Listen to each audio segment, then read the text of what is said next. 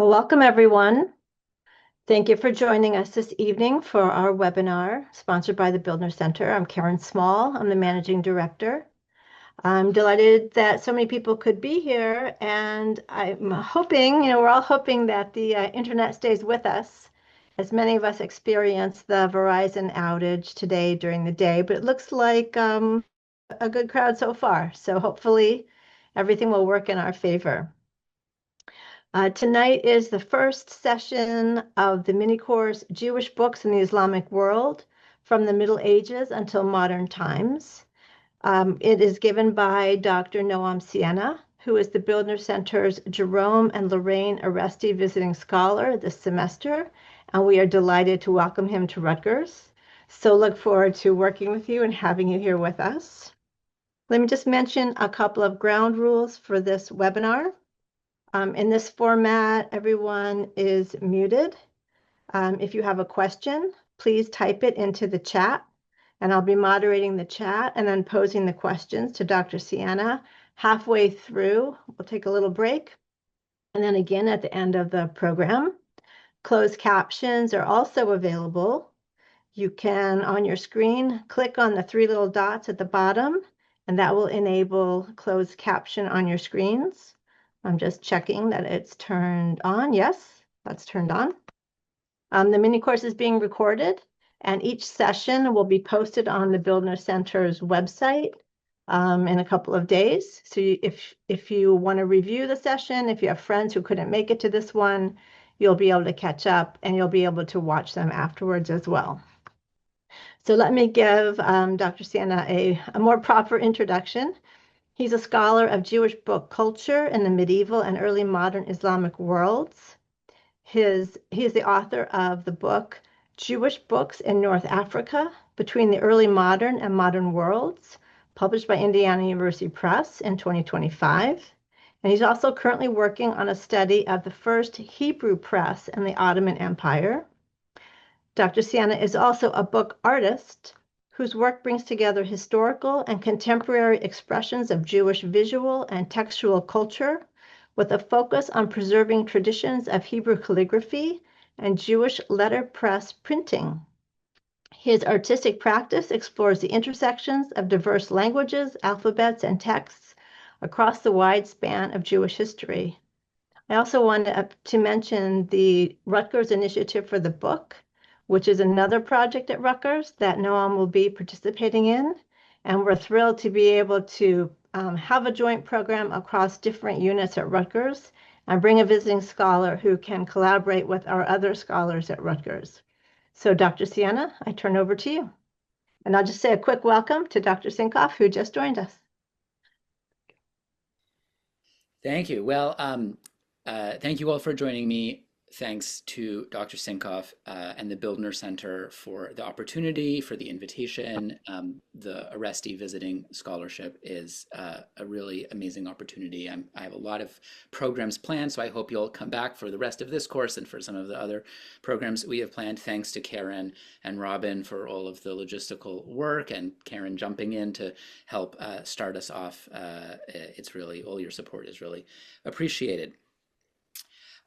This mini course, so tonight and the following two sessions in the coming weeks, is devoted to Jewish life in the Islamic world through the lens of book history.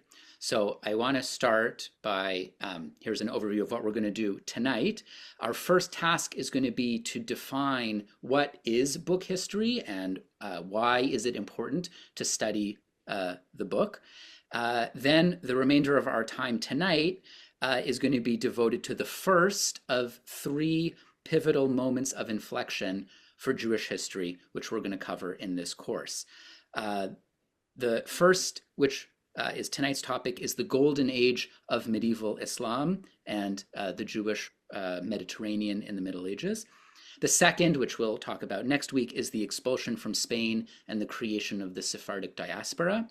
And the third topic is the development of the Jewish Enlightenment and all of the questions of modernity that Jewish communities faced in the 19th century. For each of these questions, we're going to focus on Jewish communities living in North Africa and the Middle East, which I'm generally going to call them Jews of the Islamic world.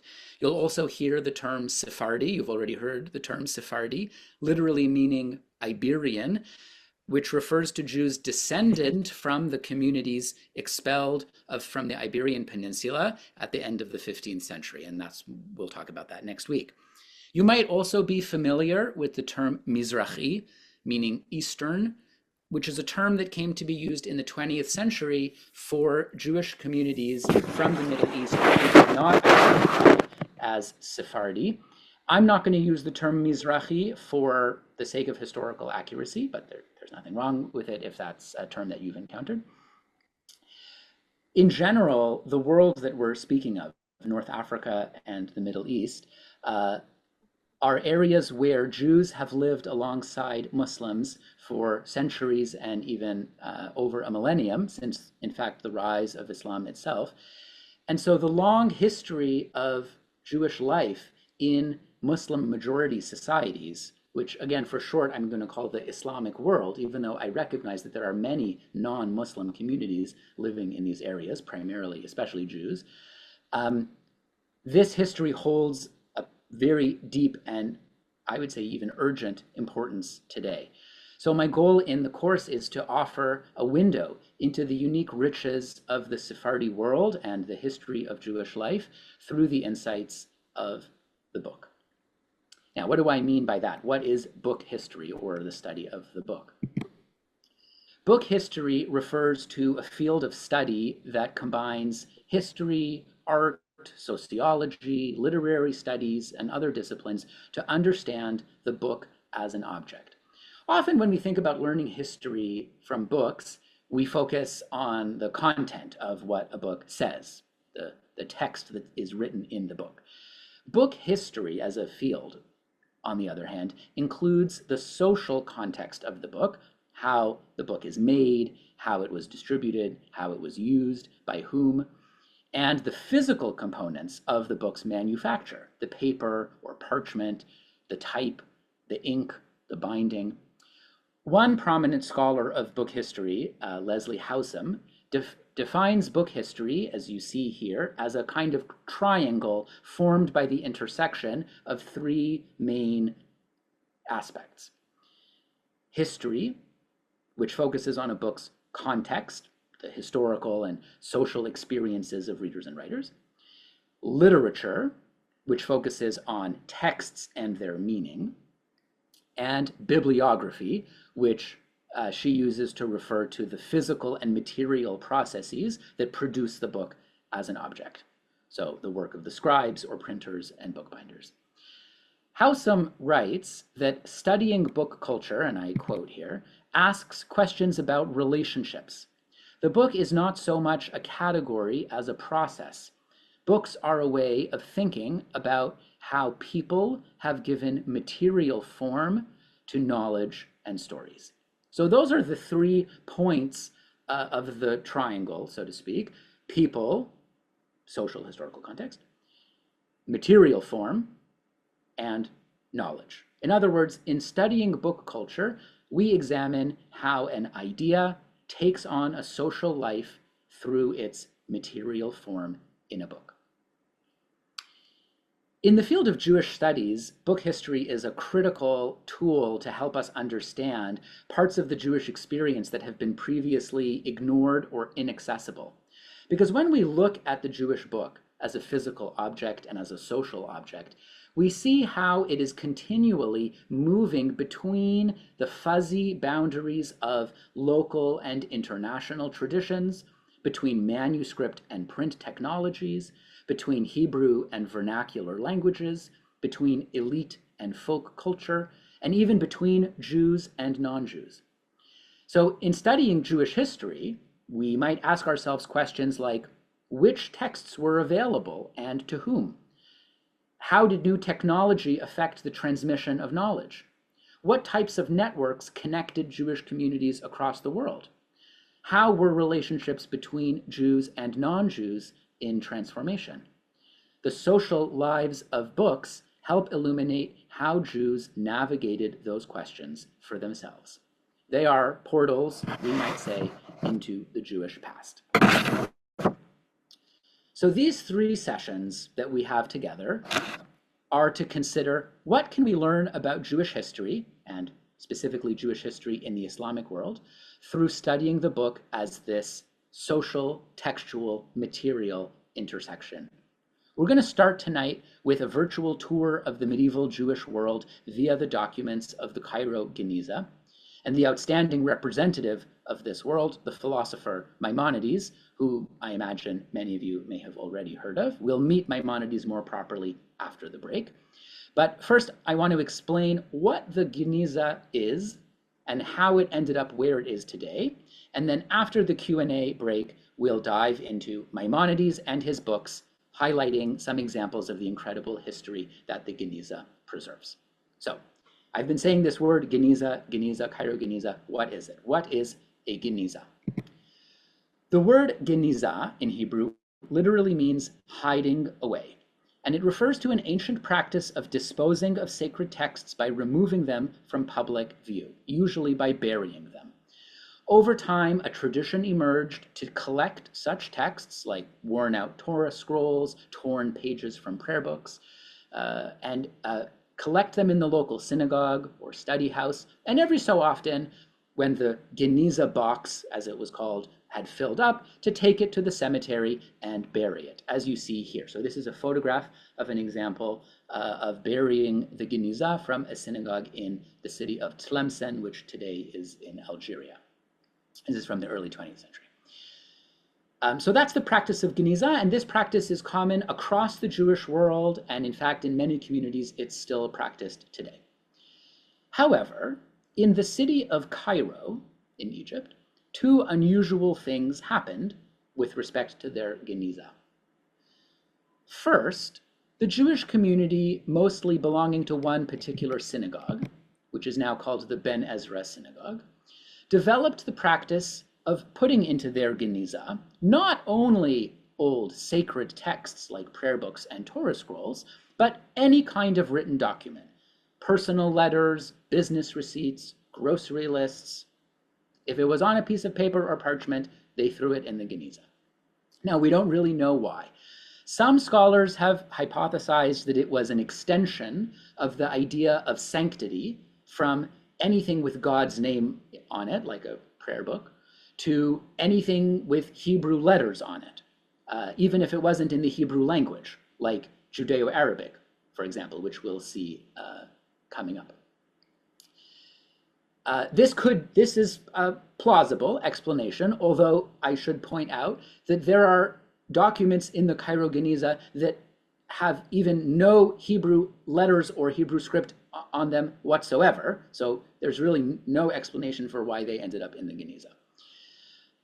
Another hypothesis that other scholars have suggested is that it may have just been too much trouble for people to sort out which documents should go in the Geniza and which documents don't go in the Geniza, and so they developed the custom of just throwing everything in the Geniza.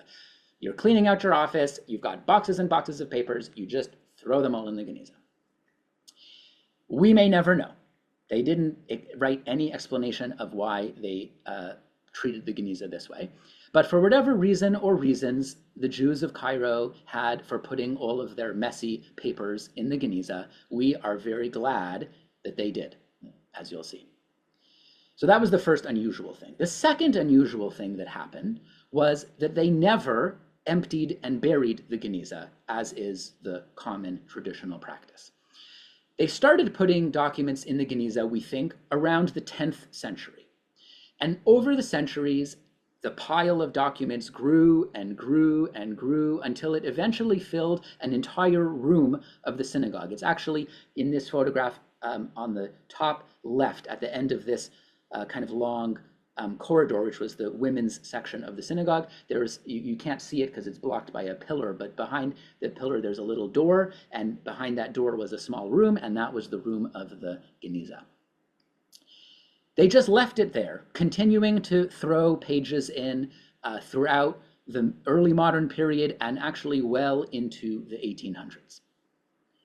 Towards the end of the 19th century, a number of European scholars and travelers, starting with the two women that you see on the bottom left, Agnes and Margaret Smith, sisters, uh, began learning about this manuscript hoard in the old synagogue and realizing its immense historical importance. So the sisters, the Smith sisters, got their colleague Solomon Schechter, who at the time was a professor of rabbinic literature at Cambridge University, to go and meet with the chief rabbi of Cairo. You see him on the right. So Schechter is there on the top left. The chief rabbi, Raphael Aharon ben Shimon, on the right. And they met and they agreed that Schechter would be allowed to empty the Geniza from the synagogue building and take it back to Cambridge, which he did starting in 1897, although in the process, large portions of the Geniza material got siphoned off and entered into other systems, economic systems of movement, such that it got sold to other institutions. So today, and here's a graph to show you, today, about 2/3 of the material originating in the Cairo Geniza is physically held at Cambridge University. Another large portion is at the Jewish Theological Seminary in New York, another large section at the Rylands Library in Manchester and the Bodleian Library in Oxford, and the remainder scattered across various collections in Europe and North America. And of course, today we are living, in the 21st century. The entirety of the Cairo Geniza fragments, close to 500,000 different pieces of documents, has been digitized and is freely available online. You can sit in your pajamas and browse the entire Geniza. So that is where the Geniza comes from. But what is in the Geniza? I want to start with two examples that will hopefully also orient us to the social and historical background to the larger world in which the Cairo Geniza was formed. In other words, the world from which the documents of the Cairo Geniza emerged. It's important for me to emphasize that the Cairo Geniza has not only transformed our knowledge of Jewish history, but actually our understanding of the medieval world in general. Sometimes our focus on the incredible finds relating to Jewish history distracts us from the importance of the Geniza outside of the field of Jewish studies. It's not just religious documents, as I said. And in some ways, the non-religious material, part of what is often called the documentary Geniza, has yielded some of the most important historical discoveries. So let me show you just two examples. The first thing that I want to point out, and you might recognize this image from the course publicity or the first slide, is that many Geniza documents, like this one, are written on reused paper. And often what they are recycling turns out to be bureaucratic documents from their local government, just as you or I might scribble a note on the back of a phone bill. The local government for most of the early Geniza period was a dynasty known as the Fatimids. The Fatimids emerged in the year 909 CE in what is now central Tunisia, and they established a new dynasty named after their ancestor Fatima, the daughter of the Prophet, and so that's why they're called Fatimids. They expanded rapidly and conquered Egypt in 969 CE, at which point they decided that they needed their own new capital city, and so they picked an area on the outskirts of the Nile Delta and began building a city that they named in Arabic the City of Victory, Medinat el-Qahira, which today we know as the city of Cairo. Cairo quickly became a leading political, economic, religious, and intellectual center, attracting merchants and scholars from around the Mediterranean and beyond. In 972, the Fatimids founded a university called Al-Azhar, which is still operating today in Cairo. In fact, it is often claimed to be the oldest continually operating university in the world. Oxford University, for comparison, was only founded a century later in 1096. At the peak of the Fatimid Empire, around the middle of the 11th century, as you can see on the map here in purple, it controlled North Africa and Sicily, the Levant, Yemen, and both coasts of the Red Sea. So it turns out that we are incredibly lucky that of all places, this Geniza hoard happened to be preserved in Cairo, because the Jews of Cairo were deeply involved in the politics, the industry, and the economics centered in this city, which was in many ways the heart of the medieval Middle East. The Fatimid Empire sadly came to an end in 1171 when it was conquered by the Sultan Saladin, founder of the Ayyubid dynasty, but you don't need to worry about that. That's a topic for another class.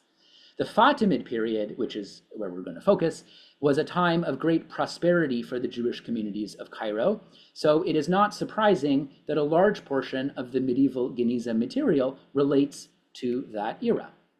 The official Fatimid documents that are found in the Geniza, unlike my phone bill, for example, are written on high-quality paper with lots of space between the lines so they can be easily reused by writing on the back or on the front, or both. So you see two different examples here. The example on the left has been reused by writing on the front in between the lines, and the example on the right, which has been pieced together from different fragments, has a Fatimid decree on the back, and someone has turned it over and reusing it for copying out a midrashic text. So for decades, scholars who were researching the Geniza were most interested in the Hebrew and Jewish texts and didn't pay much attention to whether their document had some Arabic writing on the back or in the margins. But recently, historians have started looking into these Arabic documents, discovering that they represent the most significant collection of government documents from the medieval Islamic world, anywhere. My colleague down the road, Dr. Marina Rusto at Princeton, began her work on Fatimid records from the Geniza in the early 2000s, and at the time, there were believed to be fewer than 100 Arabic state documents surviving from medieval Egypt at all. The current number, thanks to the Geniza, now exceeds 1,600, and more are still emerging every year. Thanks to these documents, Professor Rusto and others have demonstrated that the Fatimid state had an incredibly well-organized bureaucratic system for collecting taxes, for supervising officials, and for managing petitions and complaints from ordinary citizens. And moreover, these documents show that Jews were intertwined with these systems to a far greater extent than previously imagined. Because the documentary traces of all of these bureaucratic systems are found in the Geniza in their original form or in a reused form, scholars of the Fatimids are now able, for the first time, to study how this particular medieval Islamic state actually functioned. So it's incredibly exciting. The second example, and this will be our last example before we take a break, is that vast numbers of traders' letters and business receipts are preserved in the Geniza, demonstrating that Egyptian and North African Jews were embedded in robust trading networks that stretched far more broadly than anyone had imagined. In particular, these Geniza letters revealed that there was a flourishing trade route that connected Egypt through the Red Sea to Yemen, and from there across the Indian Ocean to the southern coast of India, and even beyond to the Maldives and even Malaysia and Indonesia, as you see on the map. So each point on the map represents a location that's mentioned in a medieval Geniza document. We are particularly well informed about the life of one such Jewish spice trader of the 12th century, a man named Avraham ben Yiju, who must have deposited his entire business archive in the Geniza when he retired, because dozens of letters and documents related to him have been identified. You see on the left one such letter to him addressed in both Hebrew and Arabic to ensure that it would reach its destination no matter who was carrying it, sent all the way to India from Yemen. In another letter to Ben Yiju, which you see excerpted here, Ben Yiju is informed of the fates of several cargoes of cardamom and pepper, which he is shipping from the Malabar coast of India to Egypt, again via Yemen and the Red Sea. Ben Yiju himself was actually originally from Tunisia, but had been living in Egypt for many decades before actually moving to India to pursue his mercantile trade. In India, he married a local Indian woman named Ashu, who converted to Judaism and took the name Bracha. After several years in India, Avraham moved back to Egypt with Bracha and their children, who continued to live in Cairo for at least several generations.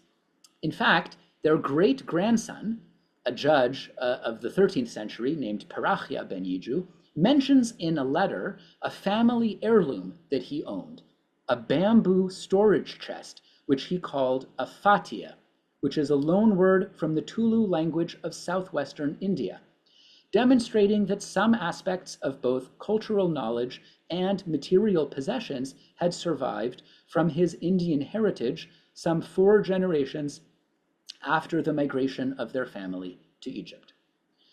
Before the discovery of these letters, historians had assumed, wrongly, that India and the Mediterranean were not connected until the Portuguese discovery of a sea route to India by Vasco da Gama in 1498.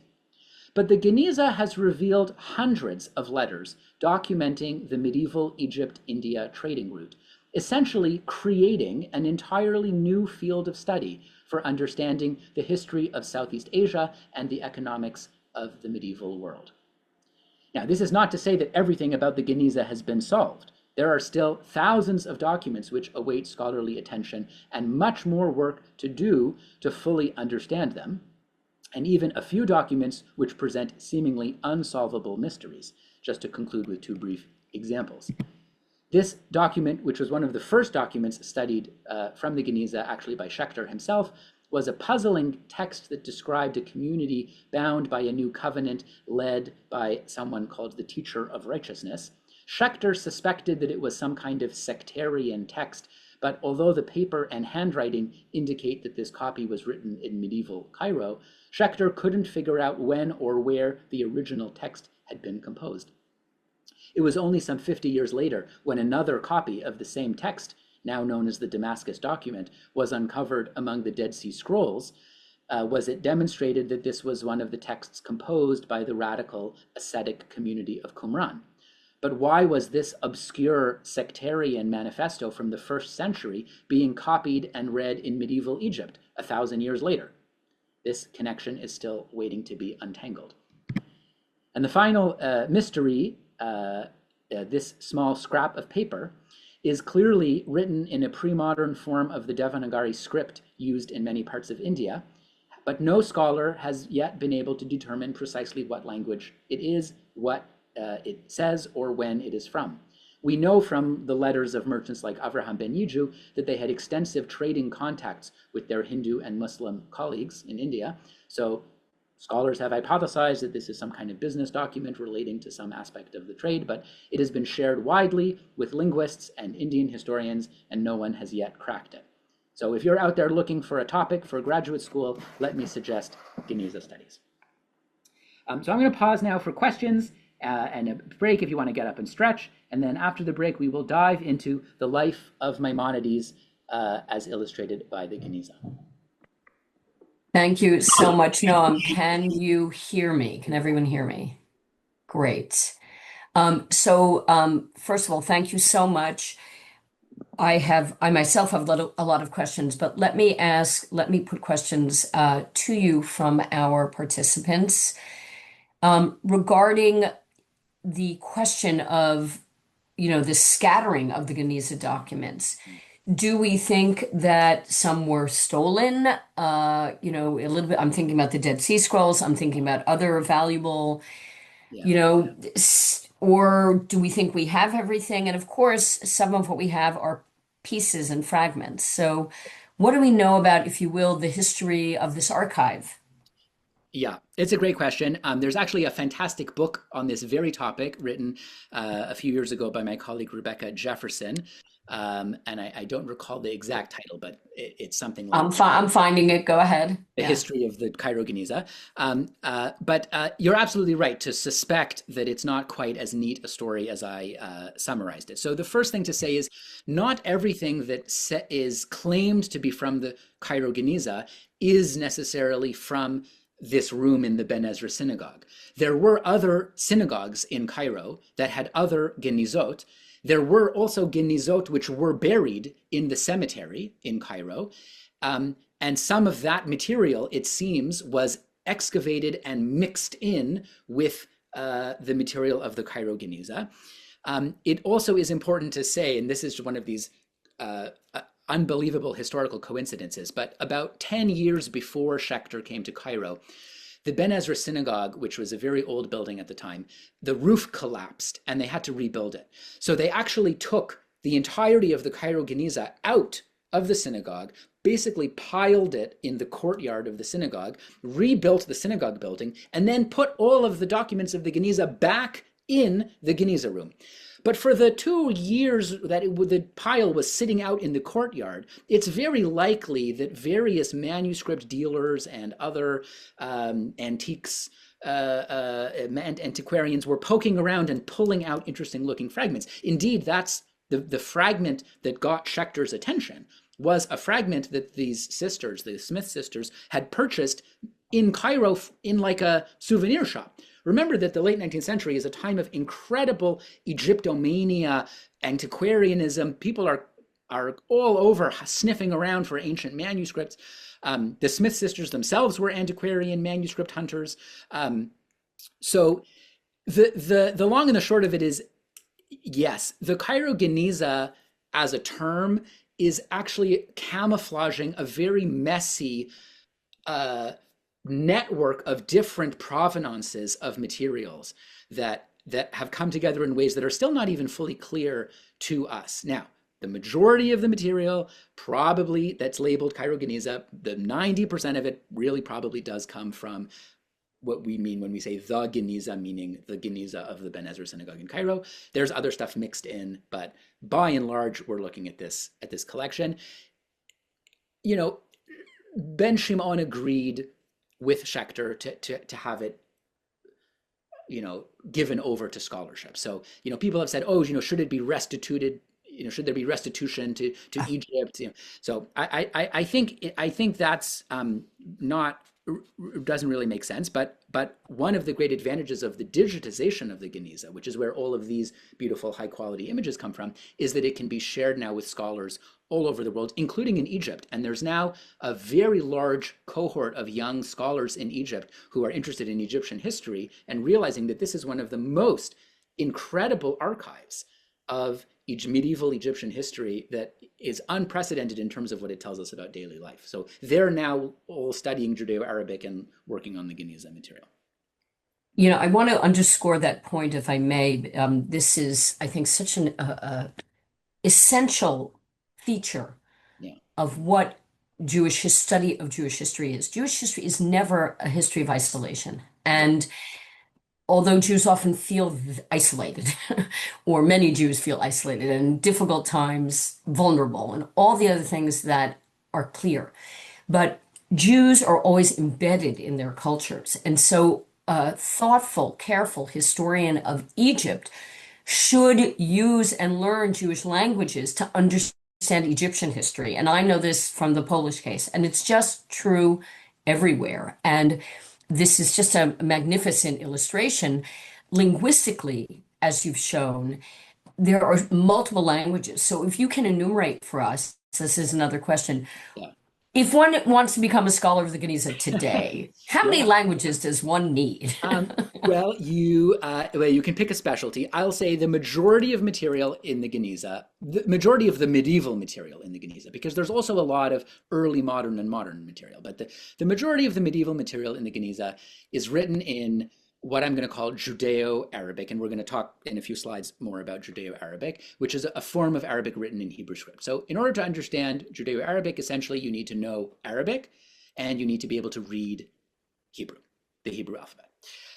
There are Geniza scholars who, as you say, who are interested in Egyptian history or even Southeast Asian history, who learn a little bit about Hebrew script to be able to decipher the documents, but they're really working in Arabic or in other languages.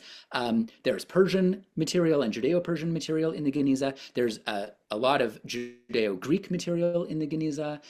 There are some Romance. There's Ladino. There's a lot of Ladino, especially after 1492, when as we'll talk about, this migration of Sephardic Jews ends up in the Geniza. There's a lot of Ladino material in the Geniza. There's Latin, there's French, there's Coptic, there's Armenian, there's Ge'ez. I looking at Geniza fragments for a research project, and I came across a whole folder of fragments in Ethiopian in Ge'ez, which I was like, how did they get in the Geniza? Who knows? And of course, there's no end of material in Hebrew. Bibles, prayer books. So it's a civilization in the history of a text or a book, and it shows you why an archive, those of us who love them don't understand why people think they're dry and dusty and boring.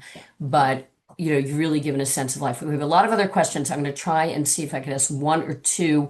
I think you really already addressed the fact that the Geniza is filled not only with quote unquote religious documents, but business, poetry, laundry lists, all those kinds of things. It's really filled with everything. So scholars now are trying to untangle all those categories. And let's see. Someone wanted to know, and this gets to the materiality of this topic. What's our understanding of the cost of paper and its reuse and this recycling, this thriftiness? What do we know? And what actually is paper in this period? What's it made of? Yeah, great questions. So, first of all, the Geniza has documents on a wide variety of materials. So there's parchment, there's Torah scrolls on parchment. There are parchment, beautiful manuscripts of the Bible on parchment. There are documents written on cloth. There's actually even a very important document, which is a codex, a book of Hebrew poetry written on papyrus. And that's very, very old, because papyrus ceased to be manufactured in Egypt already by the early Islamic period. So this codex is probably from the 6th, maybe 7th century, and it's the oldest surviving example of a Jewish book that actually is a book with pages and not a scroll. But the majority of documents in the Geniza are on paper. The paper that they're on is, again, for the medieval period, largely what we would call rag paper. So it's paper that's made from fibers of usually linen and other, either made from cloth or from the plants from flax and abaca and other kind of fibrous plants. So it's not tree pulp paper. It's very, very sturdy, and it's really quite remarkable how well this paper has held up. It's some of it's over 1,000 years old. Paper making was something that had been introduced to the Islamic world from East Asia quite early, and by this time, by the 10th century, it was already the dominant writing surface all over the Islamic world. So it's no surprise that Jews in Egypt are primarily writing on paper. It's not hugely expensive. So the reason for reuse, like, of these Fatimid documents is not necessarily a thriftiness to conserve money, although of course, paper does cost money, so it is always better to reuse. And this is again Marina Rusto in her book The Lost Archive, which is a real doorstopper, but it's worth reading. First of all, she's an incredible writer, but also it's worth reading because she tackles this very question about what she calls the reuse economy of paper in the Geniza period. Her argument, and I think this is sound, is that actually the Fatimid documents themselves are specifically written on high quality paper with large gaps in between the lines, precisely to invite you to recycle them like it's an intended reuse, because what that demonstrates is that the government is so generous with its stock that if it has a decree that it needs to communicate to the public, it has all of these copies written out by scribes on paper and then just given out for free for you to reuse. Like it doesn't need them back, right? So the invitation to reuse these documents is part of your relationship with the state apparatus. Is like, look at how generous we are that we can just give out all of these.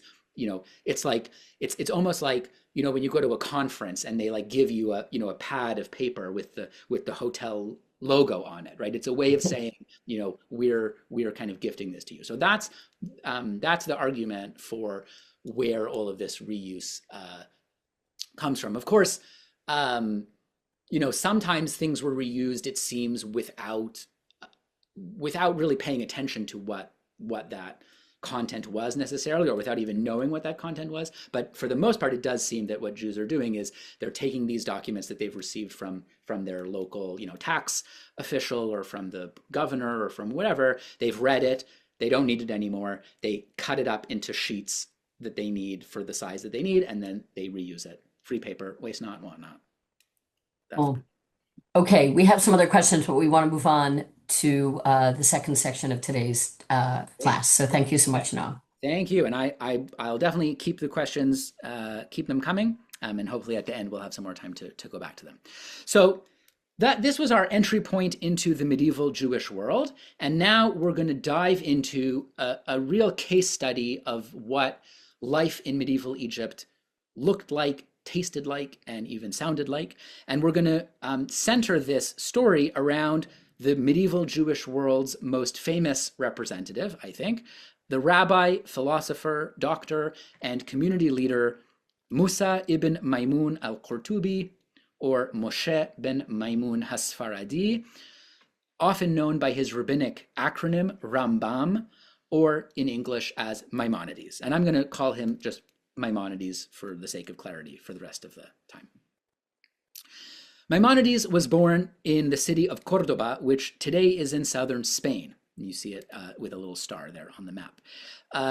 In his day, it was part of the region of the Iberian Peninsula under Islamic rule, which was known as Al-Andalus in Arabic.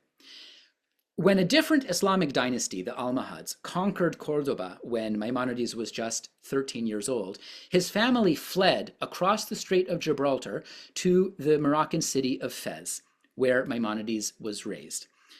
As an adult, he traveled all the way across North Africa to the Holy Land before settling in Egypt in the city of Cairo, where he remained from 1168 until his death in 1204. Maimonides lived close by the Ben Ezra synagogue, and we may presume that he regularly prayed there, and thus probably regularly disposed of his paperwork in the synagogue's Geniza.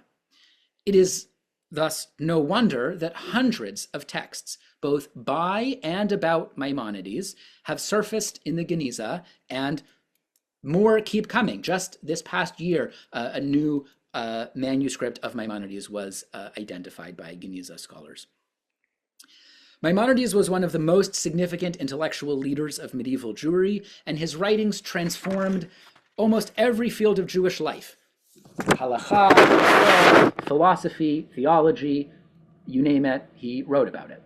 He was respected and even revered across the Jewish world, and the Geniza provides ample evidence of that through the many letters addressed to him, such as the one you see here, which was sent to Cairo from Aleppo in Syria, addressed to our dear master and teacher, the distinguished rabbi, the mighty hammer, the lamp of the West, the banner of the rabbinites, the honorable, great, and holy, our master and teacher Moshe, son of Maimun, and so on and so forth at great length. In fact, you can see the full letter as it is preserved from the Geniza on the left. It's broken off at the bottom. We only have the first 3/4 of the first page. And actually, we don't even know what this letter was about, because the entire text, which is preserved, some 20 lines, is just blessings and praises for Maimonides, the righteous one of his community, the guardian of the commandments, the tamarisk tree rooted in the chain of tradition, and so on and so forth for the entirety of the first page. And the writer only got to the point of the letter on the second page, which unfortunately has not yet turned up. So what he was writing about, we don't know. But this is not surprising. We knew already that Maimonides held this position. What is most remarkable about the documents preserved in the Geniza is the new light that they shed on Maimonides in his historical context, both in the Jewish community and in the larger world of medieval Egypt. The fact that Maimonides discarded his own writings in the Geniza, for example, have transformed the study of his philosophy, as we can now track its evolution and development in his own hand.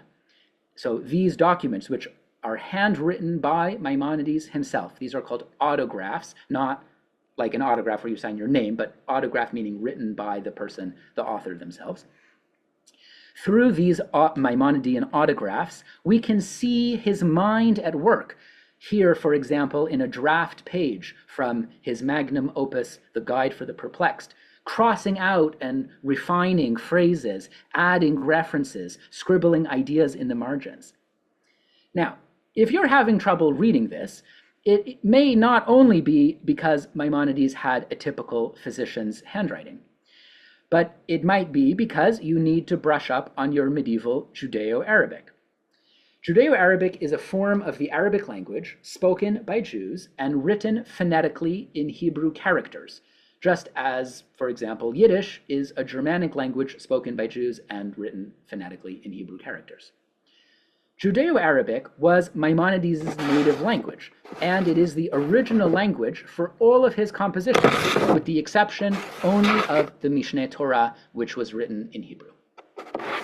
In fact, at the time of Maimonides, it is estimated that some 90% of Jews in the world lived in an Arabic-speaking environment. In terms of Maimonides himself, there is no question that his scholarship and intellectual development relied on his deep reading in Arabic philosophy and science, and even Islamic theology. In fact, the Cairo Geniza has preserved for us at least a fragment of one book which was on Maimonides' own bookshelf.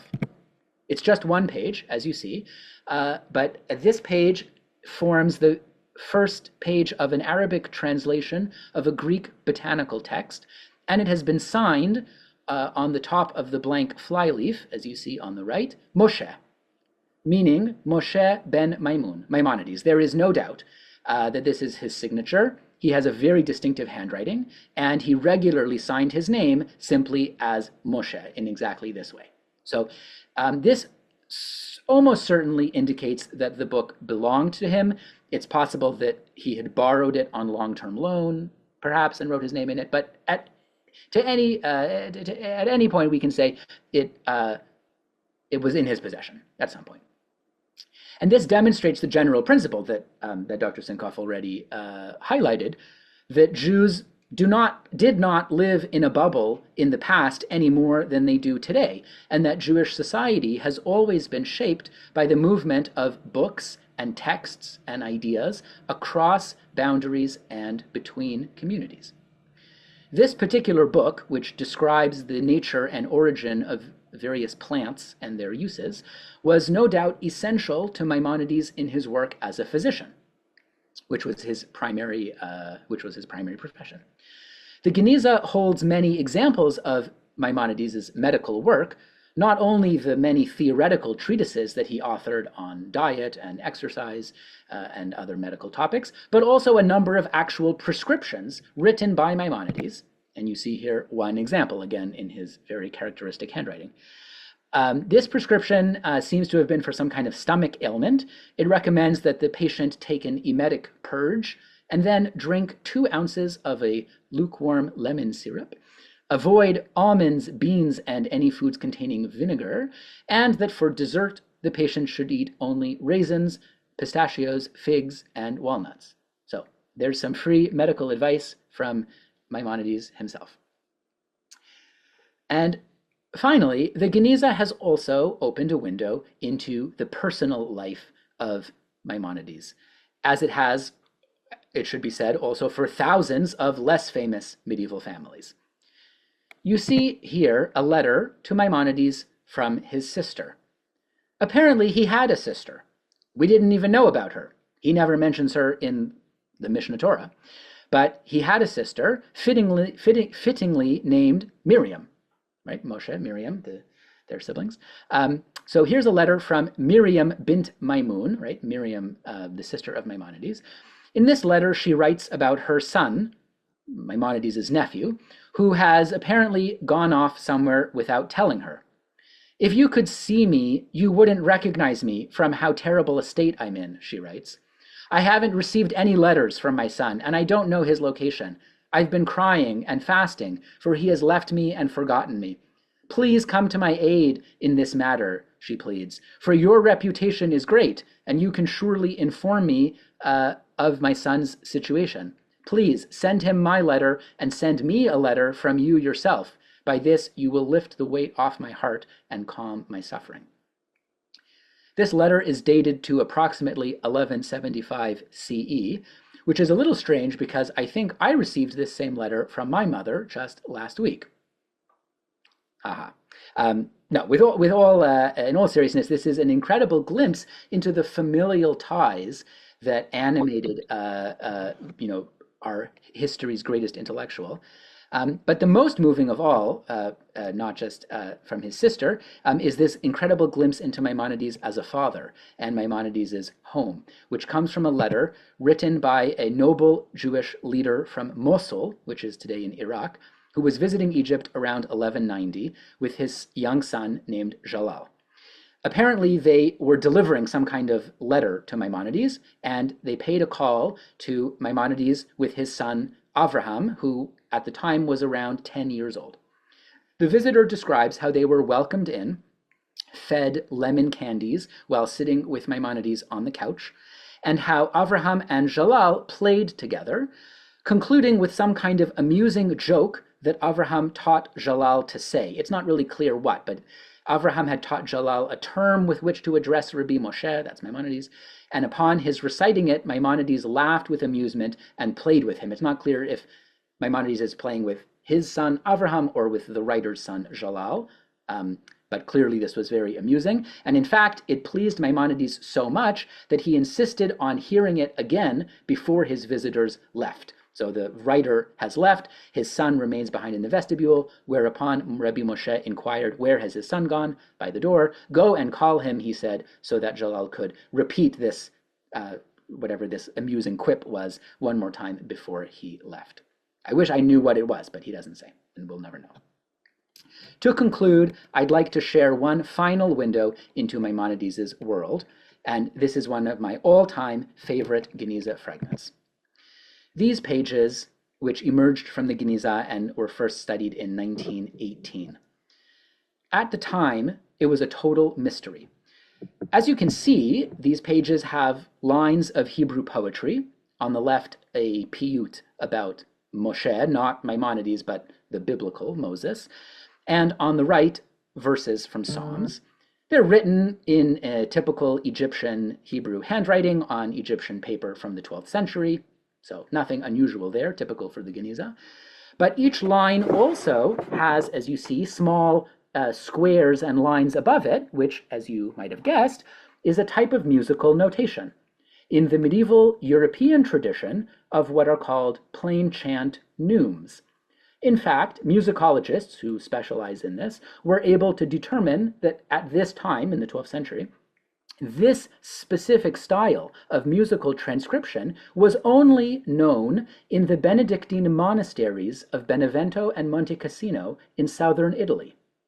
How on earth and why did someone in 12th century Egypt write down a Jewish prayer with Italian Christian monastic notation?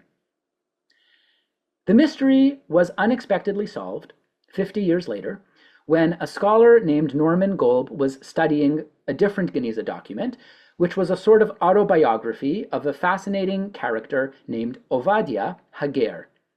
Obadiah the convert, or Obadiah the proselyte.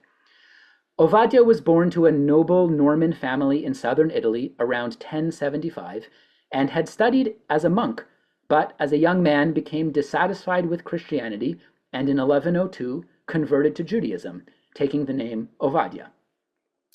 He left Italy and traveled eastward until he came to Egypt, where he settled in the Jewish community and wrote a memoir of sorts that he left in the Geniza.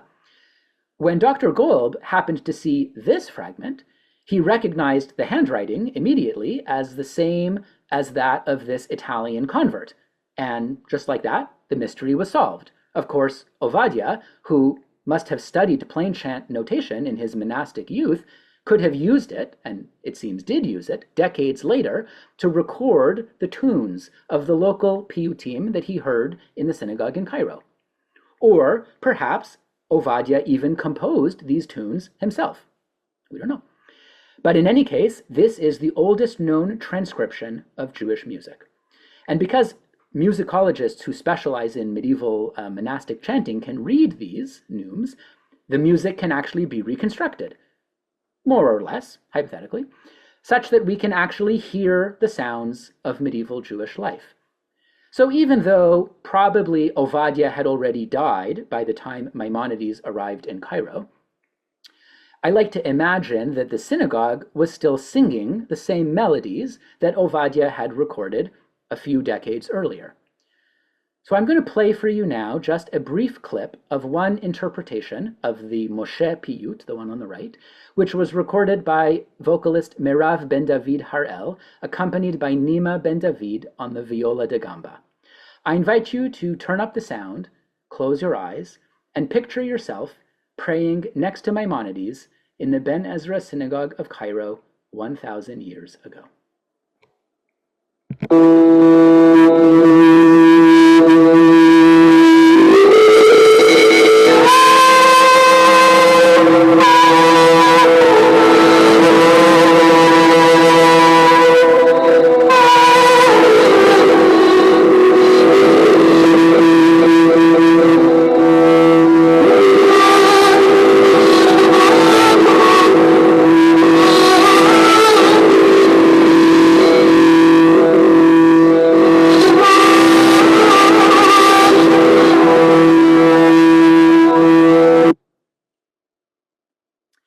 So thank you for joining me on our journey to medieval Cairo. I'll be happy now to answer any questions, and maybe I'll stop the sharing here. Thank you. So one of the questions, well, someone says that the Zoom didn't, so just noting that the people would, if you can put in the chat where people could hear it, they'd love that because the quality wasn't as good as we would like. It was a bad day of davening in the synagogue. But I have a different another question has come up, which is, you've talked about people recognizing the handwriting of several of the writers. So were there scribal traditions and scribal positions? Mm-hmm. Or, I mean, I always imagined there was, because I know in the later period, the 18th and early 19th century, one of the challenges is that people are writing their own things. And so it's very difficult to decipher the paleography. What was the case in the medieval world? It seems like you're saying there are some people who are writing their own stuff. Yes. There are some people who are writing their own stuff. There are, of course, professional notaries, scribes who would write things on people's behalf. And so, again, because the Geniza is such a grab bag of different things, of course, we have many Geniza documents which are pages from books that people had copied or formal documents, there's a lot of court documents from the Beit Din, from the rabbinic court of Cairo. All of those are written in very formalized handwritings that are from trained scribes. And there are different schools or features that you can recognize. For example, North Africans have a particular style of handwriting. the quote unquote native Egyptians have another style. There's an Iraqi style. So we can see also like there are letters that are sent from the Babylonian academies, for example, the Talmudic academies in what is now Iraq. The Babylonian yeshivot are sending letters to Egypt, and you can recognize the handwriting. Oh, this is from an Iraqi writer because their letters have a particular shape to them. But that's about as far as I can go. I'm always astounded by the scholars who can recognize a particular scribe's handwriting, even just from a few lines. But then you have all of these personal documents where people are writing for themselves, often much more casually, right? Like Maimonides, when he's writing a draft, he's writing, the only person who needs to read it is himself. So he's writing it in a very informal and idiosyncratic way. And that creates all kinds of features that can be recognized.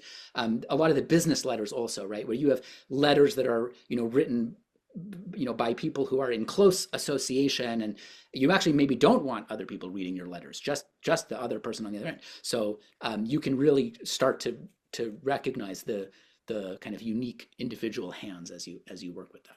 Right. I will say that if you spend a lot of time with a particular writer, you do recognize their hand, but still, it's very challenging. Um, so I have another question. Is the question about Miriam, Maimonides' sister? I'm waiting for the novel about her. Yeah, I know. there seems to be a genre now of the secondary character Yes, that's right. becoming The the main. Rashi's This daughters is and sisters. right, right. Hamnet and the whole Yeah. nine yards. But uh, do we have other letters from her to her brother? I don't believe so. I believe Uh-huh. it's just this one. There may be another one. And I mean, this actually relates so speaking of Miriam, relating to the earlier question about scribes, one of the big questions is this her own writing? Like, did Yeah, she yeah. physically write this herself, or um, is she dictating to a scribe who is writing for her? And that's a big question because if we're trying to read into, the fact that she used this phrase and not that phrase, these may not be her actual words. And Yeah. this is, I don't think we have other letters from Miriam specifically, but there are other women's letters. There are many women's letters in the Geniza, women writing to their husbands, to their sons, to their brothers. And one of the big questions can we tell the extent to which these represent women's voices? What do we know about women's literacy? I think it stands to reason that the sister of somebody like Maimonides, who was so learned, it stands to reason that his sister was at least literate and able to write her own letters. Um, but unfortunately, we don't know. We don't know more about that. There is also a very famous letter that Maimonides wrote to someone else about his brother. Maimonides also had a brother who was one of these spice traders, one of these traders who went on these long, long distance voyages across the Indian Ocean. And his brother David died in a shipwreck in the Indian Ocean.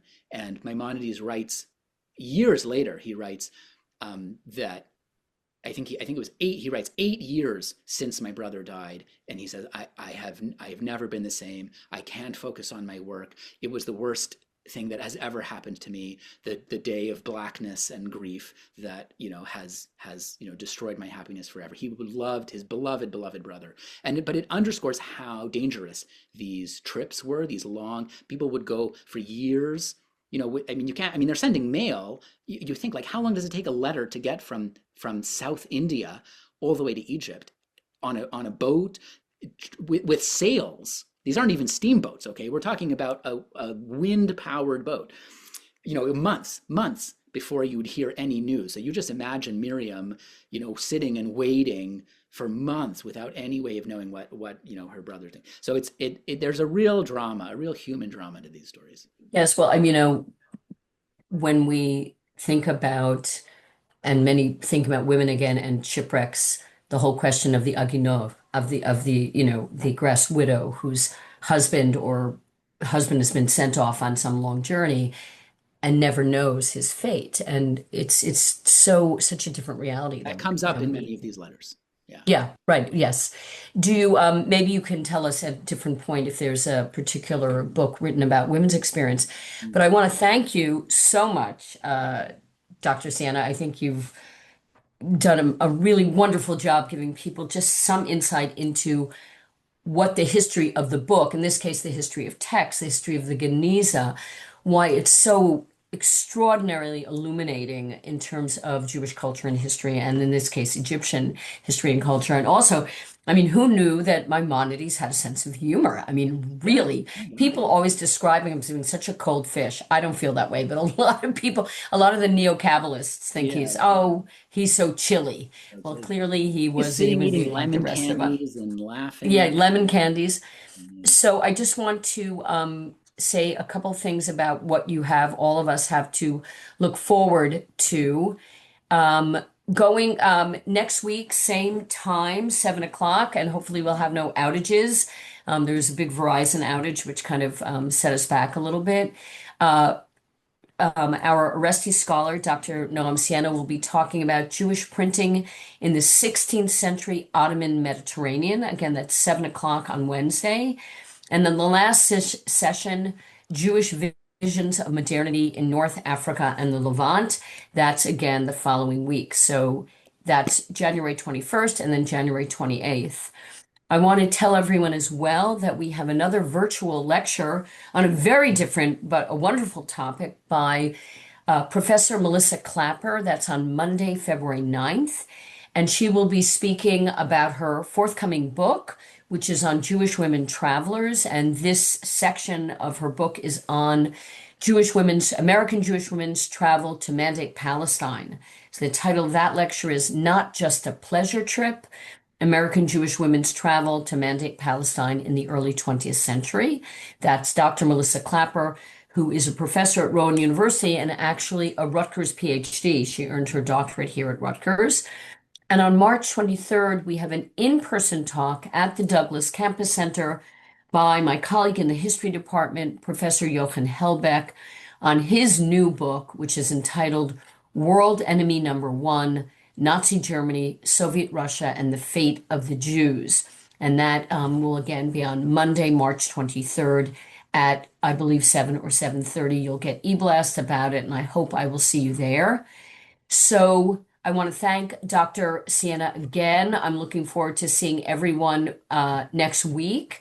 And we will preserve the chat questions, and this will be recorded so you can revisit this wonderful session. So thank you. Thank you, everyone. I want to again thank the staff, thank Karen Small for starting us off, Sarah Portilla, Darcy Marr, Robin Auerbach, and especially to Dr. Noam Sienna, our Arresti visiting scholar. Thank you, everyone.